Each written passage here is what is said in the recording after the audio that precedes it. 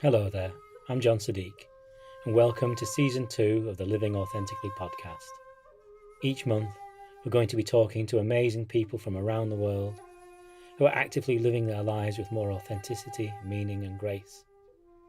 If you'd like to know more about the work we do through authentic living, our meditations, retreats, transformative journaling sessions, and so on, please visit www.authenticliving.life. Or if you'd like to support our work on this podcast, or take part in our online and live streaming sessions, please take a look at www.patreon.com/authenticliving. Bless you and welcome.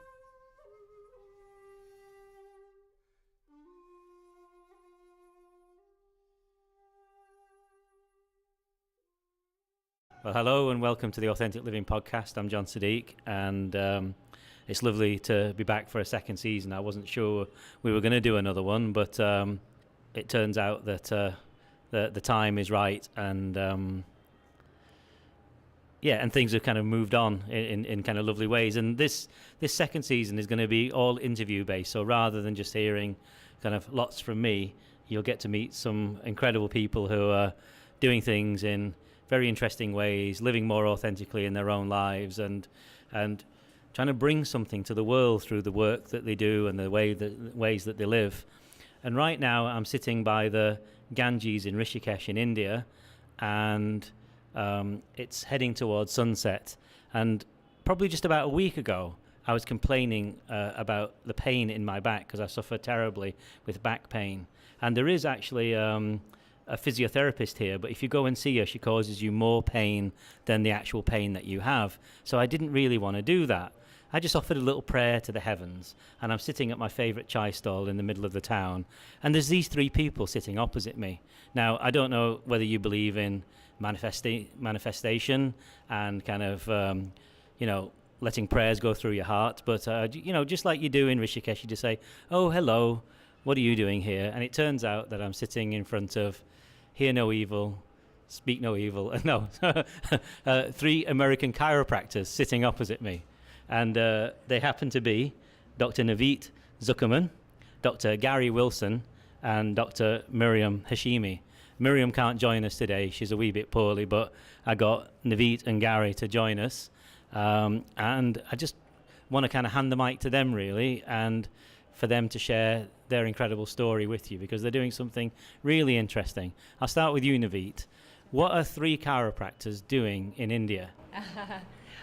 So we originally came here on a slew of mission trips. Each one is kind of organized in a different manner, and they're all over India. And we did one in November, and we just finished one a couple of days ago locally nearby Rishikesh, and then we have another one at the end of January in Mumbai. And so these are just mission trips of all different kinds, where we're trying to basically serve as much chiropractic as we can to people in need who normally don't have access to that kind of thing here in India, as there are only 6 chiropractors, I believe, in India, and to really help them learn how to listen to their bodies a little bit more, and to listen to people around them a little bit more, and give them a little bit of space in their lives and in their minds, maybe. So that's basically what brought us here in the first place. Yeah. And how about you, Gary? How did you come on board with this? I just let her do everything. I just follow along. No, I mean, we both, I think the three of us, we all like to travel a lot, and we had been planning this trip out for a while, and we have this skill, this thing that we all do as a profession, and it's something that we can carry along with us. So if you're the kind of person who has gypsy blood in you, like we do, and you have the skill, it's a pretty awesome thing to bring along. I think the biggest pain is that you have to haul the table along with you. We figured out a pretty good way of doing that with a nice little wheelie cart, and it's been amazing. You know, we didn't think at first that we were going to be able to do this like in between the mission trips, but it's been really inspiring and something that we're more motivated to do. Like in between these, we're setting up all these little clinics along the way. So this one that we have in Rishikesh here is called the what is it, the Ganga View Rooftop Chiropractic Clinic, which we've had open this week, in its first week, and it was very successful. And we thought we were gonna come here and take a yoga intensive and Ayurvedic cooking class and go hiking in the waterfalls, and we haven't done any of those things yet, but we have this clinic. We still plan on doing some of those things, but it just turned into this thing where our work is really intertwined with our travel, and that's been intentional mostly, but also somewhat unintentional. It's kind of just becoming this organic thing that's happening, and it's great. It's really inspirational for us, and it's really inspirational for the people we're taking care of too. So wonderful. Well, I've been the beneficiary of your wonderful rooftop clinic, and I'm so grateful to you, I have to say. And I've not had to visit the incredibly painful physiotherapist who uses sticks, and because I went to her for a couple of weeks last year, and it works, but my God, it's ancient torture devices, I just wanted to say for those listening that we're in India, so you can probably hear somebody sweeping in the background, because we can. And there's some arty going on, sort of singing the names of God. Some are going on down the river. At some point, there'll be some weird dog barking, cars hooting, all sorts. So people get this idea about India that somehow you come away and it's kind of this sacred, peaceful place. But actually, it's just everything in your face all of the time. Mm-hmm. And you actually have to meet yourself truly. And that's when you start finding out who you are. So in a minute, I want to kind of talk to you about your experiences of India, but something I'd love to pick up on is you both use this word mission.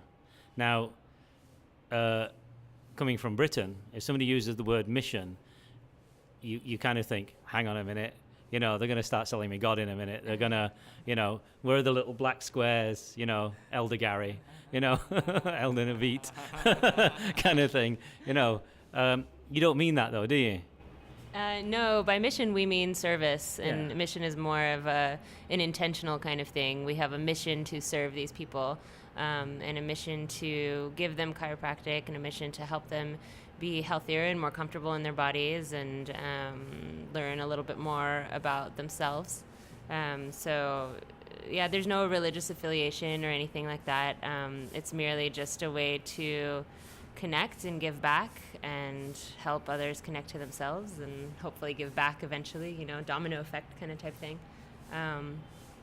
So I hope that answers the question. Yeah, wonderful. No, it's really wonderful. But I'll come to you, Gary, in that I think in the UK we don't have the idea of service. This is something with my American friends, I hear this word a lot. That it's still their work, but people have really strange ideas about what America is now, I think, and America is a very interesting kind of proposition to the world at the moment. And so I don't think we get to see the best of you a lot of the time now. But I've always known, fortunately, from being a traveler too, that you always get the best and the worst wherever you go, but this idea of service is quite unusual, and this kind of idea of sort of philanthropy as part of your work and being kind of a natural part of your work. How does that sort of manifest for you? How does it manifest for me? Yeah. Can you ask that question? Well, what in a way, what does service mean for you? Where's this idea of service come from you? Is it in your family values? Has it been in your schooling? Is it whilst you say it may not be a religious thing? When I talked to you the other day, you definitely said it came from inside. Some things speaking through you. Where's this urge sort of coming from for you? I think it comes from deep within. I think I was fortunate enough to be raised in a family where my mom hugged me a lot and taught me to love people. I think it's an important part of loving, though. I would like to think that I incubate that within myself and as part of my spiritual practice, but I feel kind of fortunate that it's innately in me a little bit. I think that the greatest gift that you can give to other people is that of service, and that's why I've chosen this profession. And I think the greatest gift you can give yourself is serving other people, and that's also why I've chosen this profession. And I think it's something to think about a lot. I think that there's so many people in the world, and people have so many things. Why not serve your fellow brother or sister? We live in a very material world, I know, in our country, and people are they're very selfish, and we need more selfless people, and so I cultivate that awareness around that, actively and voluntarily, and sew that in with the fact that it's kind of part of my character too, and you hope that maybe in serving others you might influence someone else to serve somebody else, and not with an expectation, but just maybe it'll happen. So yeah. What I really love as well is that, we might have an idea that service is kind of something that you have to kind of add on to yourself, but really it kind of comes through what you are already doing. It's finding a way to be your unique expression of life, not to add anything to that, but to find that kind of dimension within it, which I think is really, really beautiful. Incredible. Yeah, very inspiring, really inspiring. Yeah. So what about your impressions of India then? I think, is it it's Navit, your second time, isn't it? And here goes the arty now. So thank you for being very patient with the noises you will hear on this recording. It's good background music. It's great, isn't it? It's fantastic. It's a very cultural podcast. This is a very cultural podcast. I'm sorry that next episode will be recorded in darkest Yorkshire, where it's momentarily 2 degrees and freezing. So I'm sorry, people. What was I going to ask you? Yeah, your impressions. Oh, Garrett, it's your first time, isn't it? Yes. In India. So again, Americans have got this kind of reputation, I don't know whether it's right or not, of not being travelers, really. I think something I read not long ago is that only 10% of Americans, when I say Americans, I mean North Americans as well, I don't mean sort of South America and Latin America and so on. Only 10% of people in the US have passports. So, wow. I know it's scary, isn't it? It's really quite scary. So maybe we could talk a little bit about kind of why travel is important for you and your impressions of India, really. Sure. Navit. Travel's always been huge in my family. My parents immigrated from Belarus in the 70s, and ever since they moved to America, they've been traveling my entire life and bringing me along. And so I've always grown up knowing how important it is to see how other people live and experience other cultures, and to kind of get out of your own box, essentially. And that's part of the reason why it is important to me, is because it allows you to kind of shed all the labels that your own life kind of places on you, and to see if those are working for you still, or if you are trying to cultivate new things into your life. And travel, I think, is the best way to kind of show you who you are and who you want to be, and how to really kind of nurture that, essentially. And so what was the second part of the question? Impressions of India, yeah. Right. I love India. India is so fantastic. The first time I was here for 8 months. And again, this time we hope to be here for eight months again, if everything works out according to plan. It's such a beautiful place, and I think it is that way because there's so many extremes here. You get the darkest of the dark and the most colorful of the colorful, and so the two living and coexisting together really creates this just fantastic place where there's constant magic in the air if you allow it to happen, and a constant surprise around every corner, and a constant challenge to what you believe things should be. Or what is reality, what is authentic. There's so many different ways of that here, and so yeah, just being able to come here and kind of get into that mind space where you're living in the magic and you're living in the possibility, and then to eventually take that back to our life in the States, where, like you said, only 10% of people even have passports. So to be able to bring that back and kind of affect others in that way, especially through the work that we're doing, I think is a really, really wonderful thing. So, how about you, Gary? So when I was 17, I left the continent for the first time. I think I'm originally from the East Coast of the U.S., and I think the furthest place I'd ever been was like Disney World down in Florida, or Montreal in Canada. And my stepfather got moved out to Europe for a job that he was doing, and so we had to move to Italy. And not many Americans get to do something like this. So I felt right away that I was pretty fortunate to be able to kind of break away from the American mold, if you will. I don't think my parents knew that when they took me on that trip that I would break away quite so much, because I ended up doing some extensive traveling in my life after that. Australia I lived in. So I lived in Italy for a year, Australia, New Zealand for a year, just like taking these years off of my life. And now I'm in India. So I feel very fortunate. And also because I am a traveler, I highly value it. And I think that it's like, people can pay hundreds of thousands of dollars for an education. And I think it's just, I almost, like, if I ever have a kid and he graduates high school, I want to kick him out and say, go travel for a while, because this is so much more worth it than the formal education that you'll receive. You just learn so much when you're traveling about other people and how the world actually works. As far as India goes, 2 weeks ago we met this Lama who headed the trip that we were working on, this mission trip that we were doing, and he said, when you're in India, you're on karma time. And I just haven't been able to forget that yet, because it's like you got to be careful when you're here, because you got to be careful what you're thinking. You have to be careful what you're saying. You have to be careful what your stated intent is, because it'll just present itself to you, whether it's in an easy way or a difficult way or uncomfortable way or like this sort of magical way. It's a very mystical place.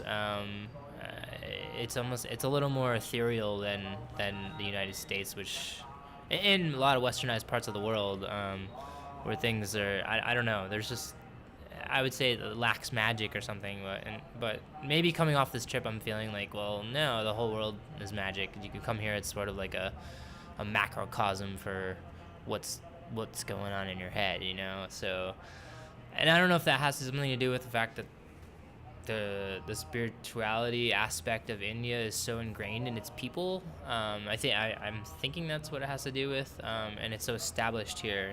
Everything about this country is spiritual, which again in our country we lack, or maybe we talk about it, but it's not really stitched into our beings as much as it is here. So it's a pretty crazy place, India. I love it so far. I'm trying to just be open to whatever experiences come up before me, and definitely trying to have a really good attitude about everything that comes, because if you don't, you can get thwacked. Oh, absolutely. Yeah, it comes just right in your face, isn't it? Yeah.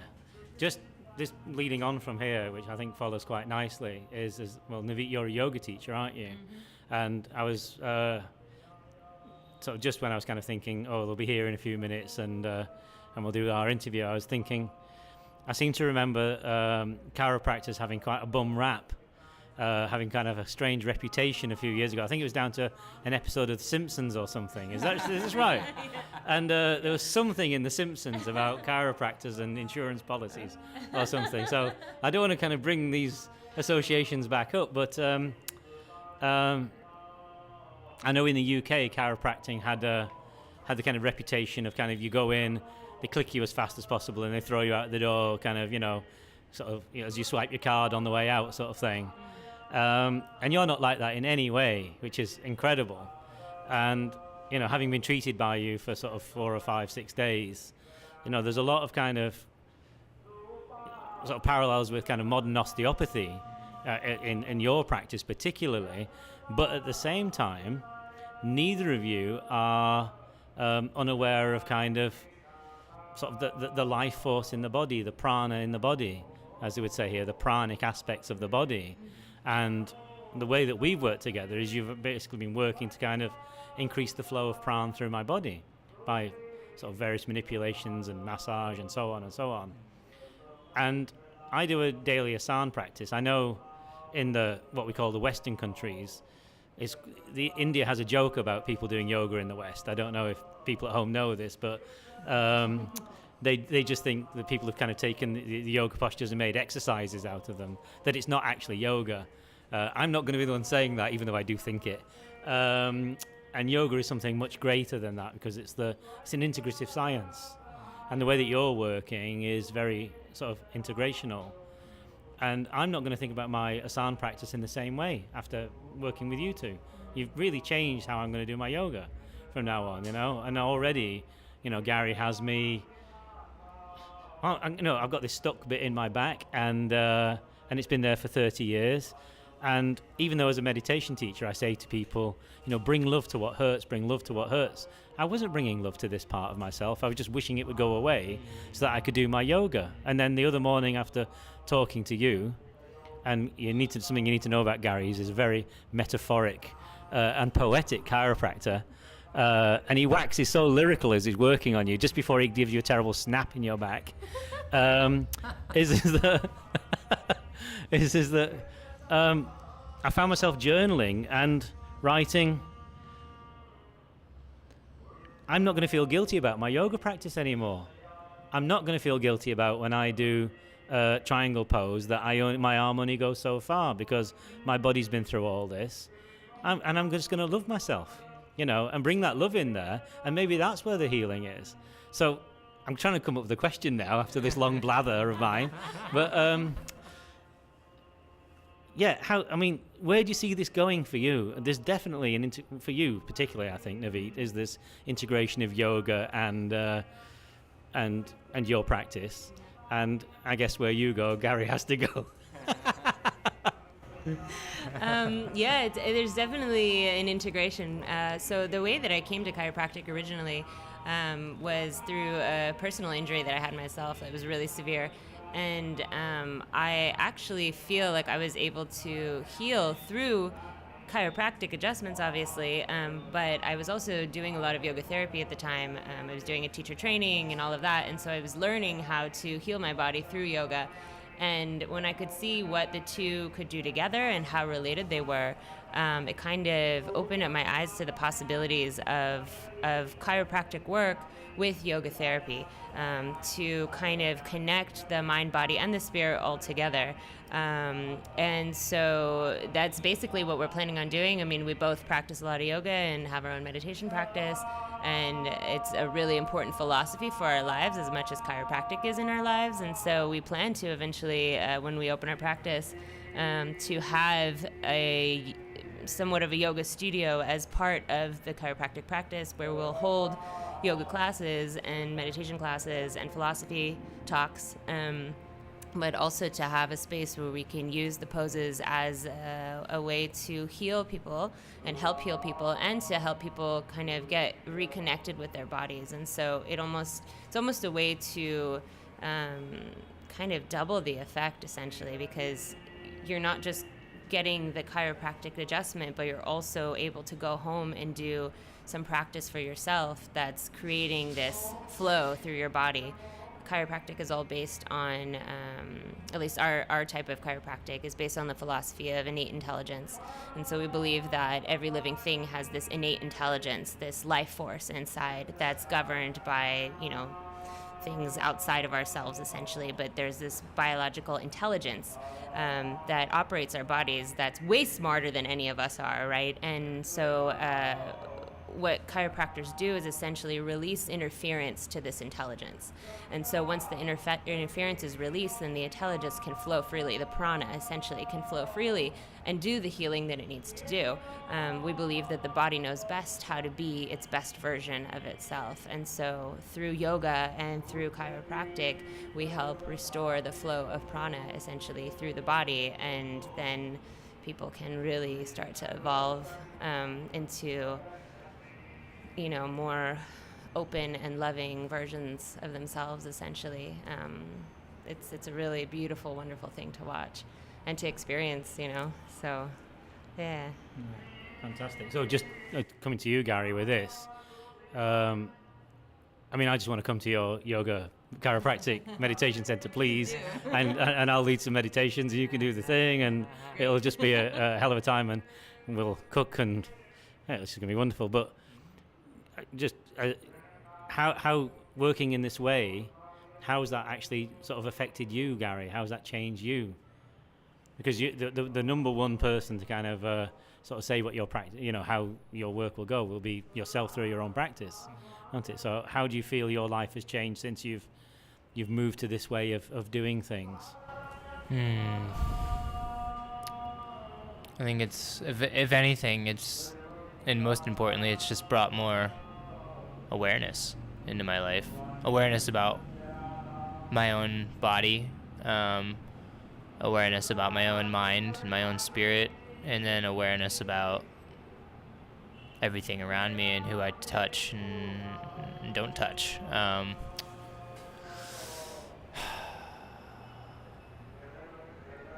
I think it just connects us. It connects us with it connects the physical to the non-physical. And I know that sounds kind of kooky, but I think we're in an age where we need to get a little kooky. It's time to get kooky a little bit.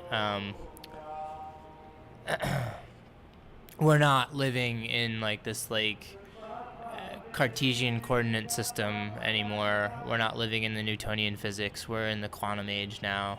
It's always been there, but the collective hasn't been there, and we're moving into this age. And there's 1,000 roads to get there, to that understanding.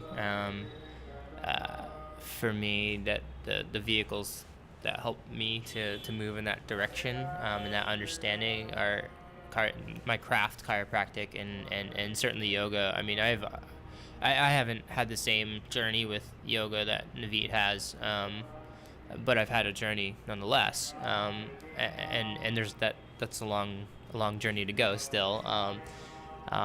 But I think whatever it is that you're doing, whether it's chiropractic, yoga, whatever, painting, acupuncture, whatever kind of healing art that you're pursuing, it's important to pursue something, because why? Because it's time. The timing's right. We're in that age now, so call it Aquarius or something. I don't know. But why? Because my practice is very different as a kind of meditation teacher, but I'm forever going on about the greater intelligence of the body. We're on so much the same page here, even though the disciplines kind of might seem so different. We, as a world, the mind is a beautiful tool. It's the most astonishing tool, but when it's the master of the house, it's not very good at all, because it gets into all sorts of complications, and we try to solve everything with the head. And we don't. It's funny. I think we don't trust our bodies. Sometimes we won't come down. I see people kind of very much like heads on sticks a lot of the time, and the real work is the shift from the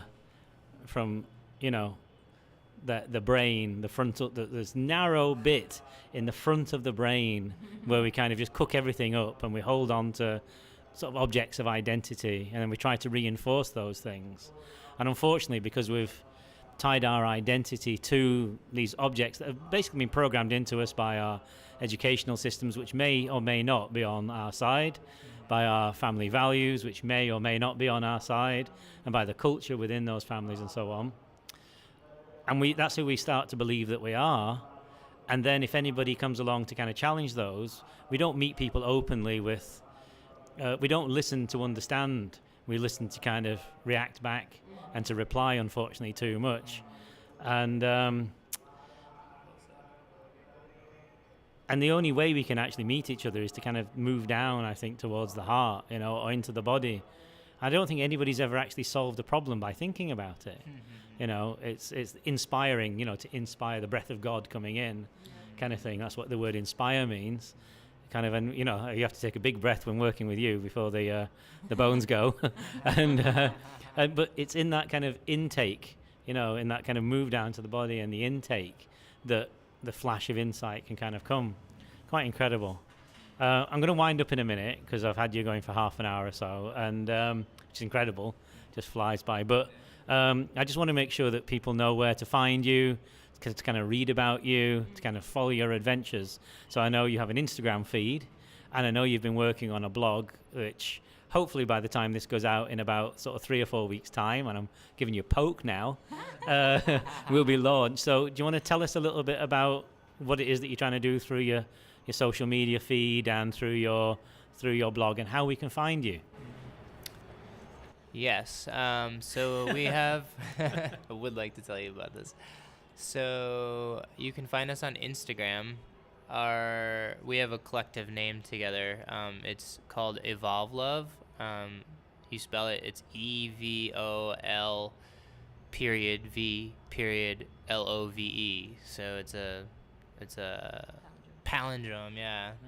I'll put links to these. I'll put links below everywhere that this goes. Okay, great. And then our blog is evolveblog.com. Without the E. With no E, though, so it's EVOLVBLOG.com. And this is the start of what's going to hopefully be a lifetime-long project.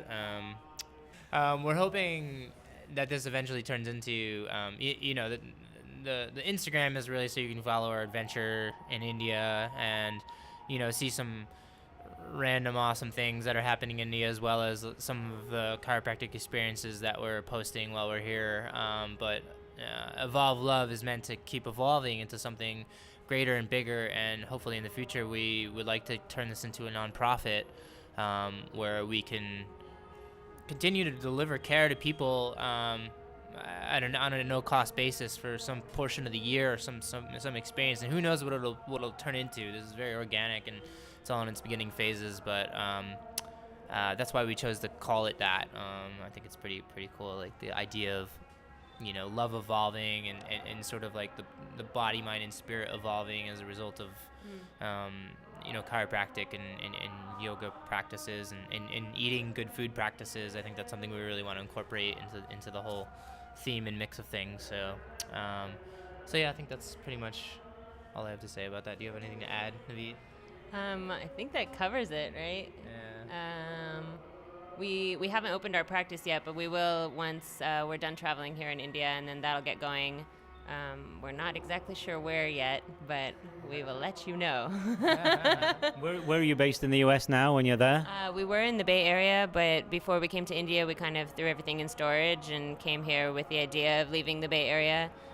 We will most likely end up in Colorado, somewhere on the Front Range, but we're not 100% sure. It kind of depends on what else we run into while we're here and how the missions kind of pan out while we're adjusting in India. We really feel called to doing a lot of work here, so we hope to be able to make that a more permanent thing over the years.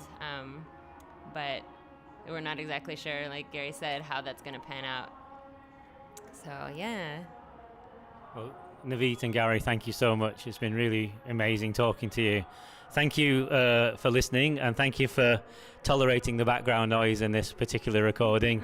I hope you actually record. I hope you've enjoyed the kind of the flavors of India in the background. If you want to know more about Navit and Gary and Miriam's practices, then I'll post all the links down below. I'll make sure I get every bit of information off them before I let them go. And if you want to know more about Authentic Living, please visit the website at www.authenticliving.life. And if you'd like to offer your support and love in any way, then you can do that through various means on the website. Until the next time, this is John Siddique, and this is Authentic Living. Thank you so much for listening.